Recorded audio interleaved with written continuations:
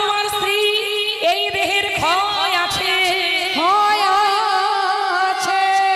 তাই আমায় যতটা ভালোবাসো এমন ভালোবাসা না এসে যদি আমার প্রভু রামচন্দ্রকে ভালোবাসতে পারতে তুমি ভগবান রামের কৃপা পেয়ে যেতে। কি তার মানে ভগবান রামকে ডাকলে আমি পাবো? বলে নিশ্চয়ই পাবে। ওই যে ওই দিন ওই আঘাত পেল স্ত্রীর কাছ থেকে, একেবারে সোজা চলে গেল সাধনা করতে। সাধনায় সিদ্ধি হয়ে রামচরিত মানস হয়ে জগতে বিশ্ব খ্যাতি অর্জন করলো। প্রত্যেকের জীবনে একটা করে ঘটনা আছে। আঘাত না পেলে কেউ কখনো এই ধর্মের পথটা বেছে নেয় না।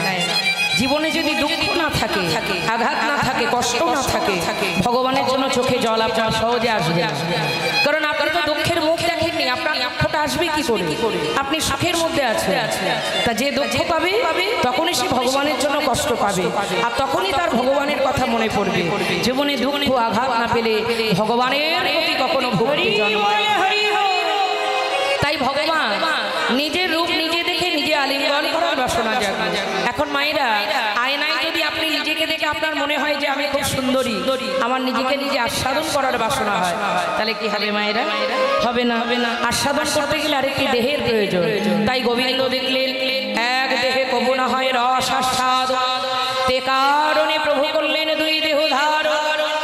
আমার প্রাণ গোবিন্দ নিজেকে আস্বাদন করবেন বলে নিজের বাম অঙ্গ থেকে রাধারানীকে সৃষ্টি করলেন।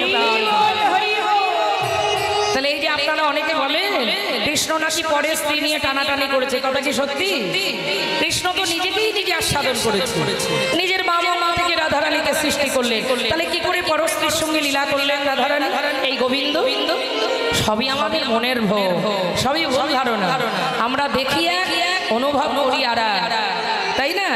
যা দেখি তাও সঠিক অনুভবটা আমাদের মধ্যে আসে না। আমরা ভাবি রাধারানী একটা পরস্ত্রী আর কৃষ্ণ একটা পর। আরে বাবা, নিজের অঙ্গ থেকে নিজে সৃষ্টি করেছে, নিজে আস্বাদন করেছে। তাই তাই গোবিন্দ ভাবলেন ওই যমুনার তীরে দাঁড়ায় যমুনা উথালি পাথালি করছে। যমুনার তরঙ্গ হেরে পূর্ব কথা মনে পড়ে গেল। আমি যমুনাকে একদিন কথা দিয়েছিলাম, এই যমুনার বক্ষ মাঝারে নৌকা বিলাস করব, কিন্তু নৌকা বিলাস করতে গেলে একটা নৌকার প্রয়োজন, নাবিকের বেশও প্রয়োজন, আবার আমার রাধারানীকেও দরকার। তা রাধারানীকে কোথায় পাবো? না মুরলী বাদন করি। এই বলে কি করলেন? মুরলীতে তান দিলেন। কেমন? হেরি যমুনার জলে মন মাথায় উথালালো, হেরি যমুনার জল মন মাথায় উথালালো, হেরি যমুনার জল মন মাথায় উথালালো, হেরি যমুনার জলে মন মাথায় উথালালো, মন মত উথালালো, পুরাল মুরলী নিশান নাগরাম, পুরাল মুরলী নিশান নাগরাম, পুরাল মুরলী নিশান নাগরাম, পুরাল মুরলী নিশান নাগরাম।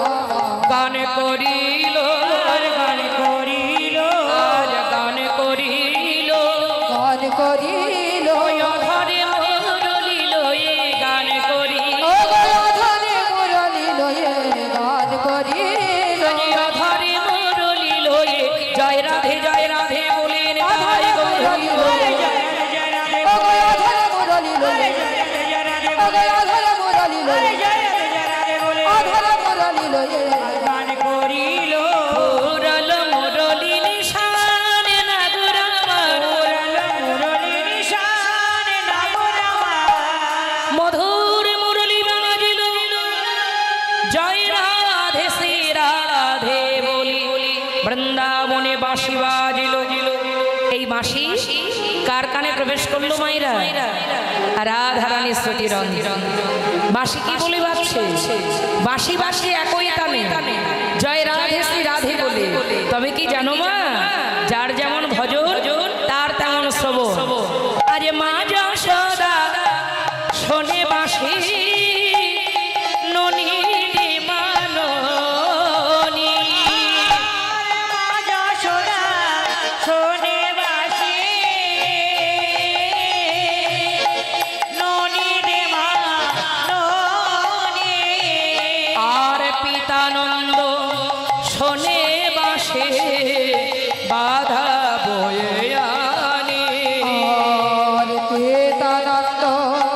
শোনে বাসে বাধা আনে আমার রাখাল গল শোনে বাসি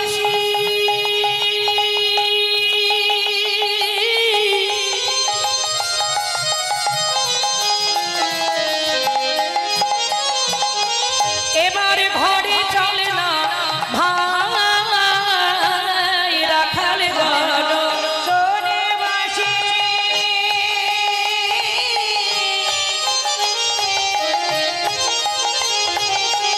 আরে ঘাটে যায় না ভাই আরে বিনোদিনী শোনে বাসি ঘাটে এসো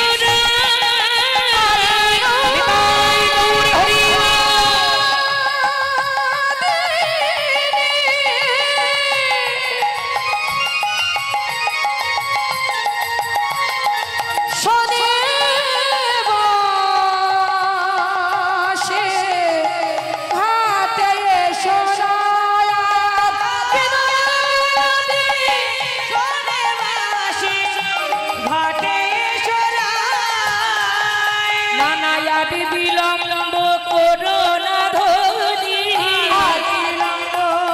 করো না ধনী বলি দেখবে যদি তোমার নীলকান্ত মণি আর বিলম্ব করো না ধনী দেখবি যদি নীলকান্ত মণি বলি ঘাটে এসো রাধা বিনোদিনী হরি হরি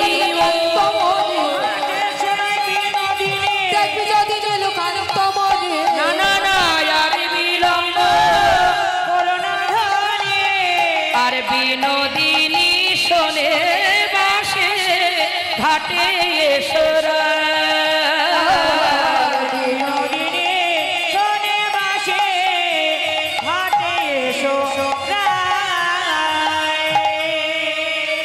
বাসি শুনছে মা যশোদা গোপাল নবনী চাই বাৎসল্য প্রেমের ভালোবাসা আর পিতা নন্দ মহারাজ কি শুনছে মায়েরা বাধা বয়ে আনে বলো তো বাধা মানে কি কিসের বাধা মানে গোপাল যখন ধেনুচরণ করতে পারে না ছোট্ট গোপাল এখন পিতা নন্দ মহারাজ প্রতিদিন যায় ধেনুচরণ করতে একদিন বলছে মা আমায় সাজিয়ে দাও আমি বাবার সঙ্গে আমি গোচারণে যাব এই দুষ্টু ছেলে তুই কি ধেনু চড়াতে পারিস আগে শিখবি তারপর যাবি না আমি যাব আমায় সাজিয়ে দাও তখন নন্দ মহারাজ বলছে বেশ বেশ নন্দ রানী তুমি সাজিয়ে দাও ও আমার সঙ্গে সঙ্গে থাকবে এবার সাজিয়ে দিয়েছি সাজিয়ে দেওয়ার পর এবার কি করেছে গোষ্ঠে গেছে গোষ্ঠে গিয়ে তখন পিতা নন্দ মহারাজ বলছে গোপাল আমার এই পায়ের খরম দুটো থাকলো তুই এখানে বসে পাহারা দি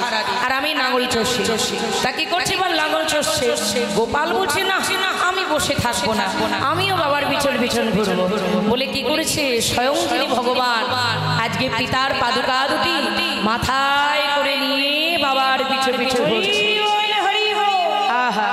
আপনি আচরি ধর্ম জীবের শিখায় নিজে নয় আচরিলে ধর্ম অপরকে শিখানো না যায় আমি যেটা বলবো আমি যদি পালন না করি আমার মুখে বলা কি সাজবে মা সাজবে না তাই যেটা বলবো নিজেকেও আচরণ করতে হবে তাহলে মানুষ আমায় মান্যতা দেবে তোমাকে মান্যতা দেবে নইলে দেবে না তাই ভগবান নিজে আচরণ করে জগৎ শিক্ষা দিয়েছে কিন্তু রাধারানী শুনছে ঘাটে এসো রাই তাড়াতাড়ি ঘাটে এসো যদি তোমার গোবিন্দকে দেখতে চাও তখন রাধারানীর সখীগণ বলছে এই রাধে ওই দেখ শ্যামের মুরলি বাজি